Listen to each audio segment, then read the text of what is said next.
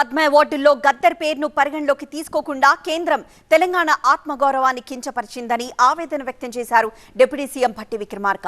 అయినా గద్దర్ గౌరవాన్ని ఏమాత్రం తగ్గనివ్వబోమన్నారు. హైదరాబాద్ రవీంద్ర భారతిలో నిర్వహించిన గద్దర్ జయంతి వేడుకల్లో భట్టి ఈ వ్యాఖ్యలు చేశారు. ఒక్క పేరు కూడా వాళ్ళు పరిగణలో తీసుకోలే. చివరికి గద్దర్ అన్నది కూడా చాలా బాధతో ముఖ్యమంత్రి గారు ఆవేదన వ్యక్తపరిచారు. తెలంగాణ ఆత్మగౌరవాన్ని కించపరిచినట్టుగా మేము భావిస్తూ ఉన్నాం. గద్దర్ అన్నకి పద్మభూషణ్ అవార్డు ఇవ్వకపోవటం అనేది ఇది యావత్ రాష్ట్ర ప్రభుత్వం భావిస్తూ ఉంది. తెలంగాణ సమాజం మొత్తం కూడా భావిస్తూ ఉంది. ఇదేదో గద్దర్ అన్నకి ఇచ్చినటువంటి అవార్డు కాదు, తెలంగాణ సమాజం మొత్తానికి ఇచ్చినట్టుగా మేము భావించేవాళ్ళం. ఆయనకి ఇచ్చి ఉంటే అని చెప్పి చాలా స్పష్టంగా చెప్పారు.